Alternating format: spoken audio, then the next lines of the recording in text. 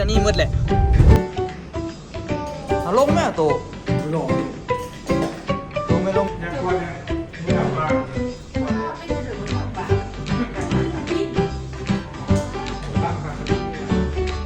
อู้ครับบอกเลยบอกว่าทุกคนมื้อนี้มีเรื่องเซอร์ไพรส์นะเนาะก็คืออันน่ะกูคำตั้งท้องตั้งครรภ์อีกแล้วเด้อทุกคนเนาะที่จริงบ่ได้อย่างได้ตั้งใจเอาเลยตอนสวยเนาะเศร้าเลยเนาะมันตอนสวยเนาะไปละมื้อนี้เชิดลูกหน่อยอันนั้นเด็กสุกป่ะสุกแล้วอันนี้หาก็ใส่ว่าบ่มีตัวเด็กสุกแน่วะสิออกไปเวียงทุกคนมีน่าสิเกิดลูกเนาะแต่ว่าบ่ได้กินข้าวเลยไปยอดน้ำกรดเมียงเมื่อยทุกคนมื้อนี้เมื่อยว่าเดี๋ยวจ่ายเงินทุกคนคือเขาได้เดี๋ยวจ่ายเงินก่อนแล้วสิออกไปละเฝ้าว่าโอ้ยอีกยาวนานมีนายเนี่ยอยู่กระเป๋าก็เอาซาดไอ้ตัวกันนะซาดคนไอ้ตัวไม่ใช่ใส่มาใส่ออกมาเอาสายตัวสั้นท่านมาจึงอันนั้นใส่พวกอะไรเอาสายตัวสั้นเอาสายซีใส่เก้าๆนะยืมทุกคนกันได้ปะยืมทุกคนกันได้ปะเอาละแม่เอาใส่ตัวเก้าให้มันจึงเข้าจากเสียบทำมันเข้าดีไอ้ไรซอกอันนี้เอาแถวว่าไปซอกยูรถทุ่มใดไปซอกยูรถนั้นไปเบิ่งหาอยู่วันทางเทิงพี่คันบ่มีไอ้นี้โอ้ยลำบากอีหลีก่อนเอาใส่อันนี้เข้าอ่ะยังเสียยังสปียังโบมัดเคียนอันน่ะโอนเงินไว้ให้บักตานเขาได้บัญชีมันไว้เพราะว่าไปฮอดหมอให้มันไปจ่ายนั้นจ่ายนี่นะเจอน้ำมันนั้นเดี๋ยวไปเรียกเอาเงินสดได้เลยนะเจอน้ำมัน2 ล้านแล้วก็70,000ชื่อเด้อเข้าไปตัวเดี๋ยวอันน่ะเดี๋ยวไปแล้วมันน่ะตัวได้อยู่ท่าละให้บักตานมาแล่นไปจ่ายบนกองนั้นกองนี้นะมันสิยุ่งโอนเข้าบัญชีมันไว้รถกินน้ำมันเข้าแกงน้ำมันเหลือเราให้บักตานไปปาร์ตี้โอ้ยบักตานเนาะโอนเข้าบัญชีเหลือเราไปปาร์ตี้ก็จะทำเปิดเส้นเดียวยังคือว่าจิบเสาแล้วฮะส่วนสิเปิดชื่อทาเปิดนี่หรอกคือแต่ว่าอูน2 มื้อไอ้บ่เคยนอนกลางคืนแบบว่าบ่ได้นอนมื้อคืนน่ะเธอเดียวว่าไหนในชีวิตได้น่ะจำเศร้าเลยบักตานนี่จักเทื่อละตายอยู่คันว่านี่เอาเจี๊ยมาจุดนี่เป็นเรื่องเล่าเลยเพราะเมื่อคืนจะมาคืนเขานอนบ่อยากหลับฟันเกินดูมาสำหรับผู้หญิงมันเกินมาแทนผู้ชายเอาไหมเด้อมันนี่เด้อกันจะคือเรียกเด้อฟันบักเกินมาแล้วลูกเป็นผู้ชายตื่นเช้ามาจิบทองวันนั้นกับป่านนายป่านเฮ็ดเพื่อสิ่งนี้ก่ออันเว้าน้ำมักตาลว่าปกติกรีดยางแล้วมันได้ท่าฮอด8 โมง 8 โมงครึ่งไปยอดเนาะมื้อนี้กรีดแล้วปุ๊บยอดเลยยางมันเสาเยอะอะไรบ่อยขี้ไปแท้ถ้านอนพลิกไปพลิกมาตอนตาลเริ่มมันลูกวิกิยาหันยังปกติอยู่มันเจ็บส่วง6 โมงเลยนะจังได๋ก็บ่มื้อนี้กับมื้ออื่นแหละประมาณนี้นะเกิดนี่ดอกเกิดนี่มันก็บ่ได้แล้วค่อยว่าน่าจะเป็นช่วงดึกๆโอ้ยว่าน่าจะประมาณ1 โมง 2 โมงน่าจะเกิดห้องแก้มนี่บางเดือนก็บ่ได้เป็นมื้ออื่นเช้าพุ่นก็มีแต่คือว่าบ่มื้อนี้กับมื้ออื่นแหละแต่ว่าบอกมีนาแล้วว่าวันที่16เด้อซื้อเลขไปดีที่อยู่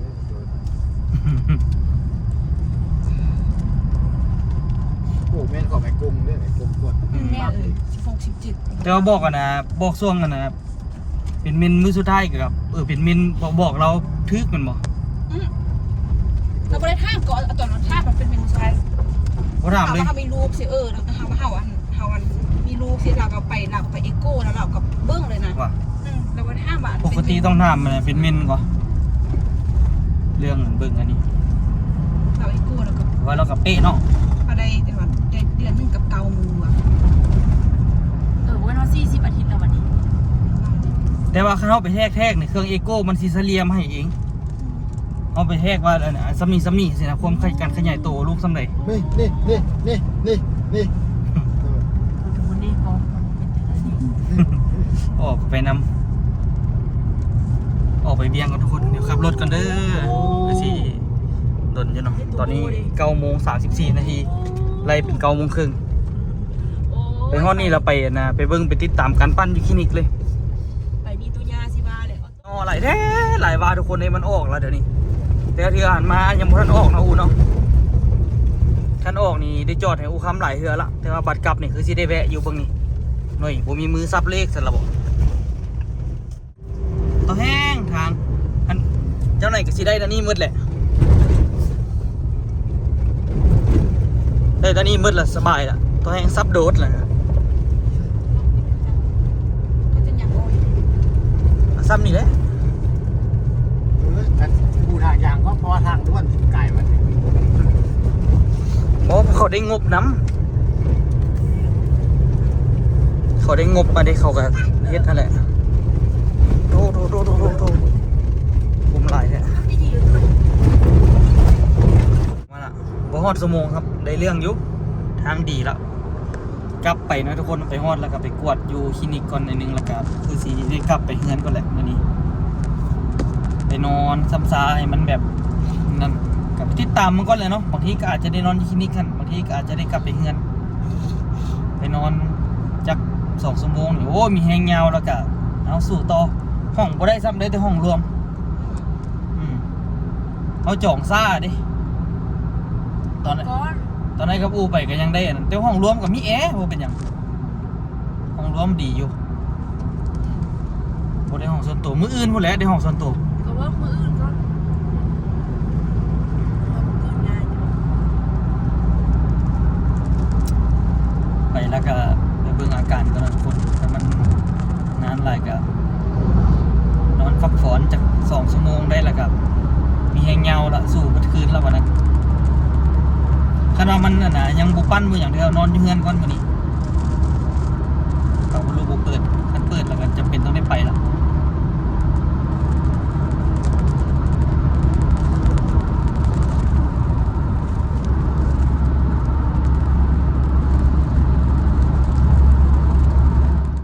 โจกกับมานำไปเข้าไปหาตู้ยาซะ รับตัวได้ตัว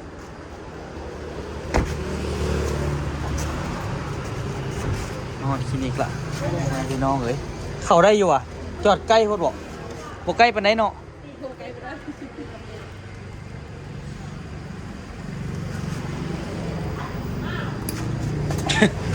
บ่ใกล้ปานใด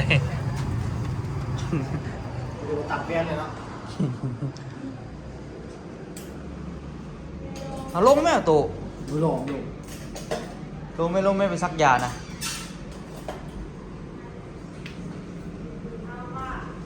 อ้าย ว่าจะเป็นแฟนเลย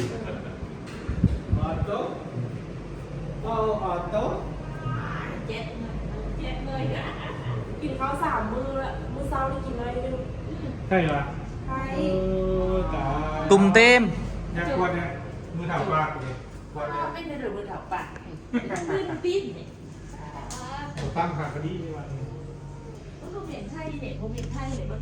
เลิกมึงดู ยังบ่ได้อาบเพราะน้ำเนี่ยเมื่อคืนมีเฮ็ดเส้น นอนยังบนตื้นค้นกันมาได้นี่ เจ้ย เมื่อคืนมีเฮ็ดเส้นตั้งแต่1 โมงพุ่น ไม่ได้นอนเลย บ่ได้นอนเลย เออน อนไปนอนมา3 โมง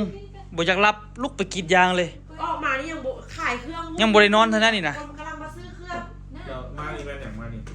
หามีน้ำมาเกินลูกเอ้ย เจ็บต่อครับ เออ เนี่ยเข้าหนักอยู่เจ็บต่อเงียวปกติเอโกเห็นดีเป็นพักไปเงียวออกแล้ว เหี่ยวดิ เหี่ยวโอ้ท้องเยอะเผยบ้า นั่น ท้องน้อยๆนี่ คันบ่อายขึ้นจะเฮียนเด็กก็ได้จางเฮียน ยี่สิบเลย ไปจางเฮียนน้ำบ่อนที่เขาเฮียนประมาณ20,000 30,000บ่อายไปเฮียนเลย ถ้าคิดอยู่ ผมเป็นไงหรอก บ่อายเป็นไม่บอกเนี่ยมันไปเฮียนต่อไปเฮียนพัน เรียนต่อปริญญาโท เฮียนพันปีหนึงเฮียนพันทั่วไปเหรอหนาคันเฮาขึ้นอย่างนี้ค่ะก็ไปเฮียนต่อ ไปได้ไหมพออู้ดิสมองเริ่ม เปลี่ยนกันนะกันนอนคนละฟากอยู่นี่ ประจำอยู่คนไหน ข้าเพิ่นไปเฮ็ดเวียงแล้วมันก็อยู่หุ่น พอปูคือนอนต่อโต้ พี่โทษไอ้เจ้าแค่ไอ้เจ้าแต่อีมาอย่าบอก เห็นปูกับยาในคลิปเอาคลิปมึงโนอย่าโนมันจืด ตั้มมือคือที่ห้องเพลงห้องคำมันบวงหูหนาเพลงเนาะมันจะฟังแต่คำสุดท้ายที่ห้องแล้วมันก็จะบอกคำสุดท้ายนะใจฉันมันก็ฉันอยากห้องน้ำเลยมือ ไอ้ตั้มไหมตั้ม ได้ยังไปกินเด้อไปกินเด้อเบิ้งโอ้เยอะขึ้นหน่อยนึงเยอะขึ้นหน่อยนึง เอาตัวมันติดปะปูเนี่ยปะปูขึ้นนอน มันบ่ขี้คุยมันเด้ มันจากย่างนี่นะมันจากยู่มันจากสำรวจอะไรนี่นะ อย่าไปติดมันนี่ตะลิงไปไปนางเบี้ยงติดเถอะไป ของนั้น ติดมันนี่ตะลิงก่อน ถ่ายรถได้อยากถ่ายถ่ายรถบ่เป็นหยัง ใหญ่ ถ่ายมีนะ ปึ้งมันก็คือทอดอีญาอยู่อ่ะ คือทอดเลยก็ว่าโดยเลยก็ว่า คือทอดอีญาบ่ โดยเลยก็ว่าเลย ด้วยล่ะแม่อยู่ เอาเป็นต้านะออกมันยานเนาะ มาเอาออกกันสินี่ อ่ะย่างอยาก ย่า ย่าง งสัญญาณ3มื้อย่างก่อน เอ้ยแม่พายางไปยางสำรวจ แล้ แล้ว ว โก้มึงดูเห็นบ่ อู้กับบอกเลยบ่วะทุกคนมื้อนี้มีเรื่องเซอร์ไพรส์นำเนาะก็คืออันน่ะอูคำตั้งท้องตั้งครรภ์อีกแล้วเด้อทุกคนเนาะ ที่จริงบ่ได้อหย่างได้ตั้งใจเอาเลยทุกคนเพราะว่าออโต้กับซีเข้า2 ปีแล้วเนาะก็เลยว่า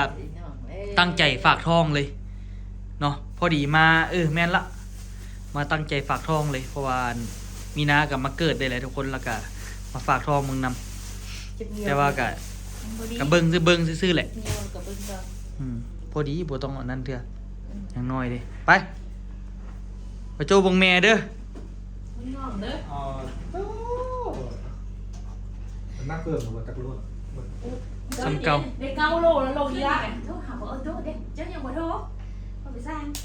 จักโทรหา อย่าจิบ่สร้างได้ล็อกก็ยังโทรมา โทร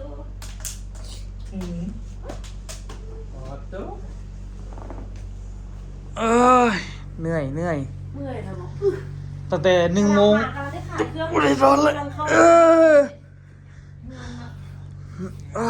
ย บนนอกบนนอก อย่าเอามาอยู่ห้วยเต้ยหรือบ่มาว่ะ อืม ไอ้ซุปเปอร์มาร์เก็ตอ่ะโอ้ยซุปเปอร์ ก็ มา เล ร์ ย เก็ต เป็นอันน่ะไปเป็นสาวสวนยางแล้วพุ่นน่ะ อีจุ่มห้องไว้เลยเด้จุ่มห้องไว้ อีแม่สื่อดินอีแม่เฮ็ดเบอร์ซีห้องอีเธอห้อง โอ้ยเอาเงินสิได้เด้ อีแม่ที่ซื้อ เงินมันลงทุนให้อีกนะ มันขึ้นกับสื่อของสื่อกันมาได้ ก็มีแต่ซื้อของมาขายซื้อ อันท่านก็คืออันน่ะไอ้ต้น โอ้ยลงทุนมันปกไกหลายละ เอาไอ้ต้นเซ็ง ไหนต้นเซ็ง เรา คู่มือมันน่ะ มันลงทุนอยู่ คู่มือนี่มันซอกเงินน่ะนะครับแต่งเมียก็จะบ่มีเท่าน่ะ ไปเฮ็ดได้ไปเฮ็ดโลนี้ เป็นอย่าง โอ้แสดงว่าน่ะมีนาไปฝากทองนี่ก็แม่นเด้หมอกงอันนั้นเราว่าวันที่17 เอาเขากระแทกตามเครื่องมันบอกเลย เราแทกตามเครื่องเราบ่ได้ถามมือประจำเดือนเลย ตามเครื่องคันดองหน่อยมันก็แม่น มีหยังอันนี้เมียซื้อมีหยังหั่นน่ะ อายุ อายุ บ่บนทางเทิงหั่นน่ะ ที่เด้อ นี่กูมาคอกับมีกับอ่านมึงเลย ฟีเมลเอ้ยผู้หญิงเพศหญิง ฟีเมลนี่นะ กระทือเด้ ก็คือ มึงว่าไม่เมียสิมึงว่าเมล ฮะ ลืมไปแล้วปะเนี่ย บ่ความหมายยังบ่ทันหูเพศเธอนะ 28 บอ แม่มัน แม่ติ แม่มันอันนี้ คนเจ็บที่มาเอง โอ้คิดว่าน่ะเพศลูก วันที่ ประจำเดือนมื้อทำอิฐว่ะของเดือนนั้นว่ะวันที่16 16 เดือน เดือน4 หากเดือนเดียวอยู่ที่เสื้อเพศลูกสร้างว่า เอาบางทีแม่ซื้อเอาอันนั้นไว้ เสื้อเพศไง ซื้อเอาเฮงไว้ เห็นติ มันเคยไปเห็น ลองดูเอาโจนางแม่โตัวนางไว้มาเบิ่งเลยนะทุกคน อันนั้นทันในเครื่องยิน เอา ดี โต๊ะเบิ่งน้อง ช่วงนี้นี่อูค้ำนี่เป็นวัดบ่แม่นหยังไดทุกคน เป็นวัดย้อนว่ามีน้องนี่แหละทุกคนมีหลังจากมีน้องแล้วเพิ่นก็เป็นวัดเลย เอาโตัวนางแม่คุณบ่เคยเห็นได้นี่ อยู่เบิ่งนอกอยู่แล้วเบิ่งนอกอยู่จอ เบิ่งก็เบิ่งแต่อย่าเฮ็ดจอหงายหลังก็พอแล้วบ่มีเงินใช้เขาก็ ติดแบบนี้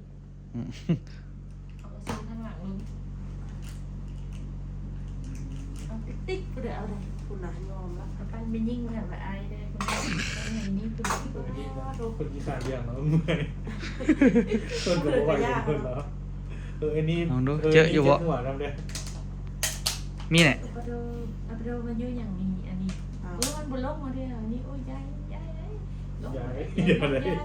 จากเดือนเหรอ นี่ดิ บ่ฮอดเดือนเถอะ บุ้งแม่มาห้องนี้ แม่นหยัง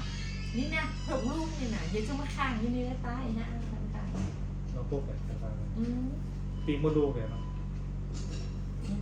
มีปีมดลูกบางขวด ปีก็ยังบนโลกมานี่ด้วยยาแล้วจะยา ก็ยังบ่ทันฮอดเดือนซะแม่เอ้ย มันก็จ เวลาอาทิตย์นึงอันนี้มัน4อาทิตย์จักมือนี่เออ อยู่ทางขวบพุ่นเนาะ มันเยอะอยู่ดิ นี่อันนี้มันมดลูกอันนี้ปีกมดลูก นี่แม่ แต่ว่าใครอยู่ปีกมดลูก นี่มาถูกมันยังข้ามยี่นี่สมัยเห็นยี่นี่ดีเด็ดดีมันก็ใหญ่อยู่แล้วโทรหันโอ้ยหัวขี้ย่านมันอีกกลางยี่นี่ ยานกับเบิ้งไปก่อนในยานหลังจะในแม่คนที่ยานก่อน เด็ดแต่ว่ามันก็ใหญ่อยู่นี่ตัวนี้นะ เอาอันที่มดแบบ โอ้ได้ไปตับอันนี้นะ นี่นะมันก็ใหญ่อยู่หรอมันทำลงมาเนี่ย มันจะค่อยๆเคลื่อนนี่มันถึงกี่มอดเลย นี่มัน ได้ เดี เดี ย ยว ว แล้ นะ วยังไม่เดียว โอ้มันต้องไปอยู่บอนอันสีดำๆมันติ นี่มันต้องอยู่พวกลูกนี้อยู่มดลูกนี้ มันยังบ่ทัน นี่ นอน นี่นี่ เด็ดนี่มันก็ตึงๆ ปกติต้องอยู่นี้ โทรเห็นดีก็สิ แต่อันนี้ปีก มันยังอยู่ปีกอยู่ อยู่ปีก มันปีกอะ แต่มันก็ค่อยๆเลื่อนออกมา อาทิตย์นึงเอาวิญญาณเธอมันมาอยู่นี่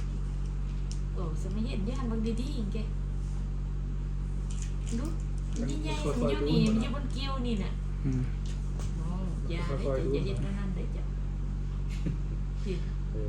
ค่อยๆแล้วนะต้อง อ้าวหัวตัวสุกอยู่เลยเอา ซุกน้องๆนะครับ บ่เคยเห็นนี่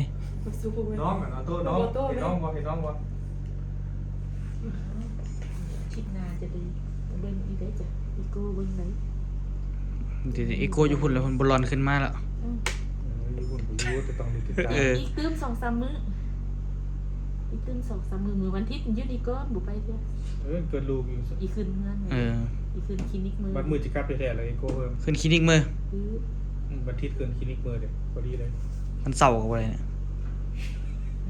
มันคิดเพื่อเบิ่งอันนี้นี่มันลง แล้ว บ่ เบิ่ง นี่กันไหม เดี๋ยว อืม เดี๋ยวอย่ามาข้างนี่มีได้นางอัน นางนี่ นี่แล้วอู้หน่อย ฝันเห็นแต่ผู้ชายฝันเห็นเด็กน้อยผู้ชาย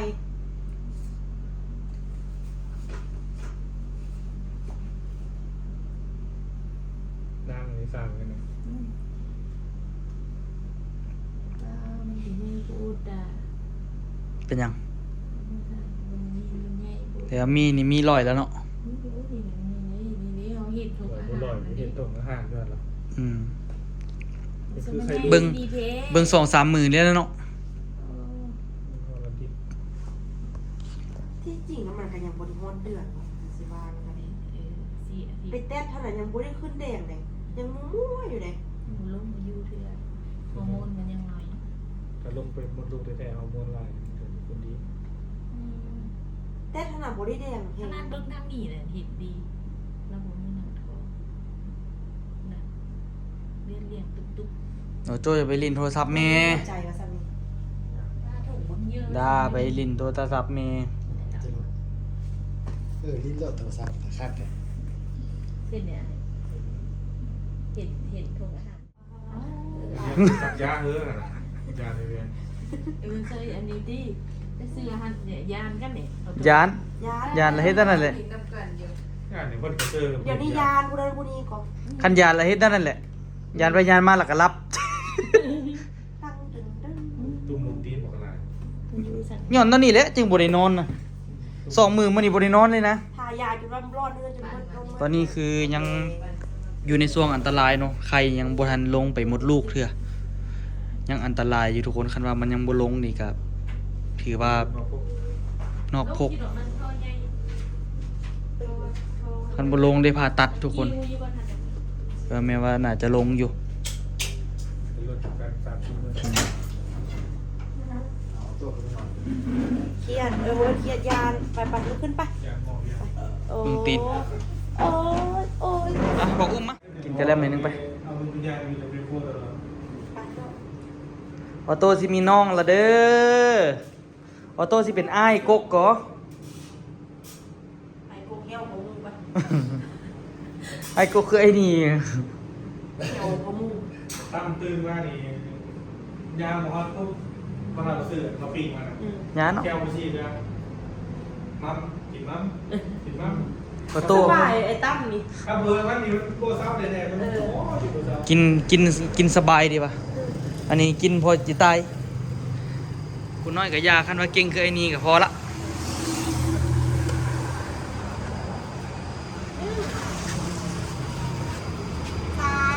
เบิ่งมาอยู่เวียงละเดี๋ยวนี้โอ้อากาศโอ้โหอุ้ยอันใดกูสึกซาดเลยมาอยู่เวียงโอ้เอาจูรูอยู่โอ้อยู่ในแอร์อยู่บ่ได้โอ้คนเปิดห้านาทีละ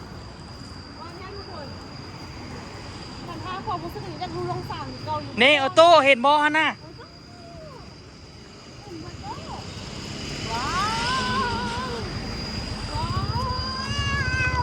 คุณป้าว้าวได้เบาอ่ะว้าวว้า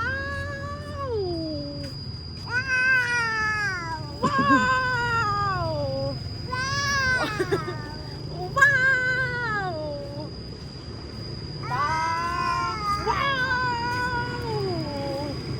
พอละพอละ นี่ดิ นี่จี้เอาเราปะนี่ถึงใจสุดเลยมาแล้วนี่เบิดเลยลิกขะมาขักแค่ขักว่า ว้าวว้าว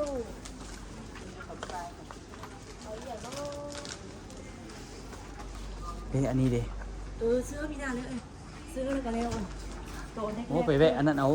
ซื้ออยู่นี่ก็ได้คือกัน มันหลายเงินอยู่นี่ นี่63มันก็ถือดิเอาตัวอันนึงเอาอันนึงไม่ละตัวนี้น้อยแหละอะไรเกิด แม่นสบ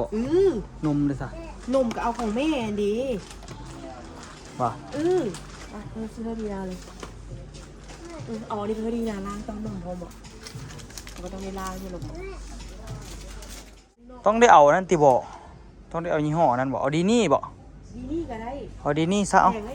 65มามีลาโกะนี่ โบถาม ของ เขา เรานี่ก็ใส่ โบถามสุขภาพเขาจักหน่อยว่าเขามีแล้วบ่ เพราะว่าบ่มีเสื้อคอย ไปเดาได้เลย นี่ของเขาใส่ตัวนี้ เอานี่แหละเอานั่นแหละให้เขาอ่ะ ปัจจุบันดีไซน์หลายที่สุดตัวนี้ กับโบหลายเฮงแต่ว่าแรกๆนี่ต้องได้ไส้อันนี้ซื้อไปไว้ให้เขาเลยเนาะเอาขอบใจ เห็นไหมเกี่ยว โอ้คำซื้อกระเป๋าหน่อยค่อยบอก อันนี้ราคาไงนี่ กระเป๋าแบบของเจ้าเนี่ยเอาเบาะไปซื้อให้ เอาไหม300,000 เอาไหมคอยซื้อให้บอกเอาอ่ะไม่อยากเอาอะไรกันเลยไม่อยากคัดไปไหนได้เลย เรื่องฟองลินต่อตัวไป คาเค้เนาะเอวนี่เนาะดู ว้าวดูว้าวดูว้าว ว้า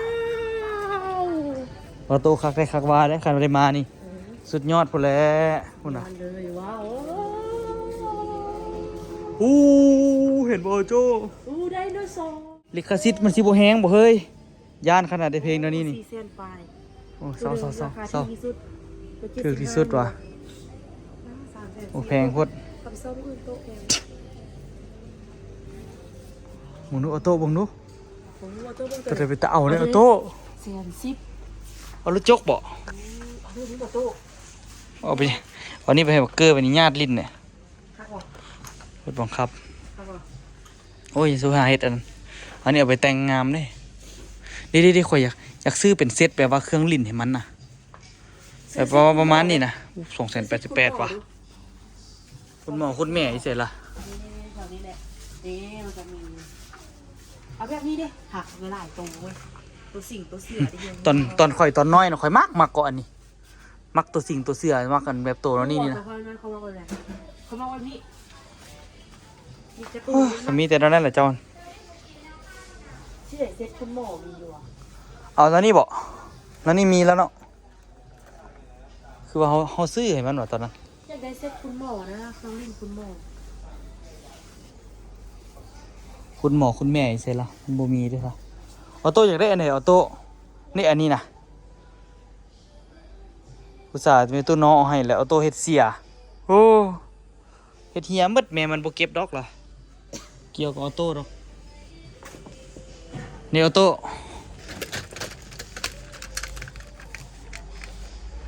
ต้องครบเซตเลยเนาะ ซื้อนี่บอกด้วย นี่ตัวนี้นี่มันหมักนะ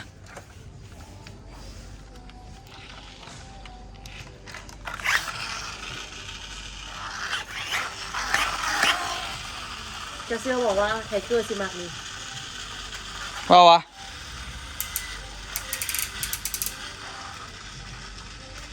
สุดท้ายอันผู้ใหญ่มักที่สุดจะว่านี่โมเมนบุญคำ บุญคำมักสุดแหละเลยนี่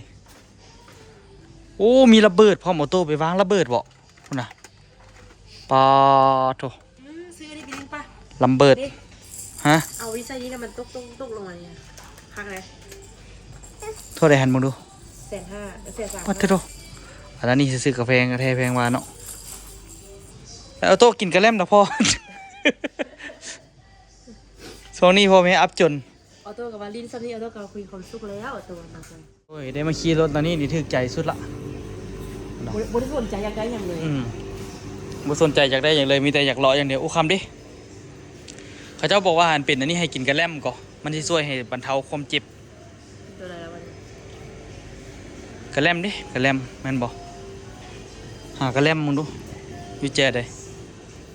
โวยหนึ่งอัตราได้ออกจากอันนั้น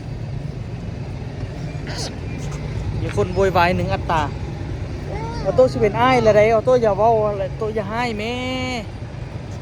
มีน้องละเด้อเอาโต้ได้น้องละเด้อพ่อแม่พี่น้องเลยโอ้ยฮ้อนพุ่นเนาะเอาโต้เนาะฮ้อนแต่ฮ้อนว่าอยู่เบียงนี่นะเอาอยู่รูอยู่เดี๋ยวออกไปละทุกคนมีนาก็แล้วเรียบร้อยแล้วเนาะเดี๋ยวไปแล้วก็คือสิได้กลับไปเฮือน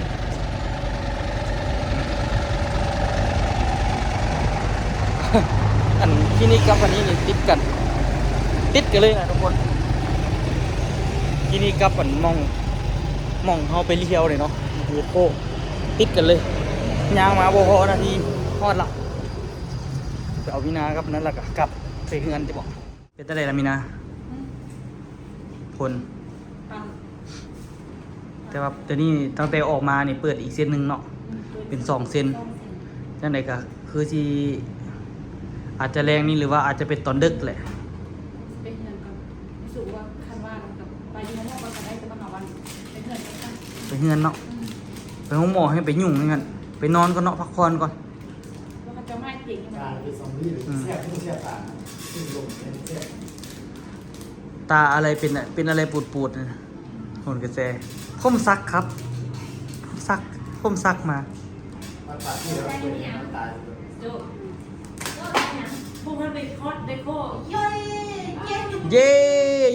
อยู่ เซมันโดกัน คอดเดโก้พากันหัวได้หัวว่าพ่อแล้วก็เห็นรถใช่ไหม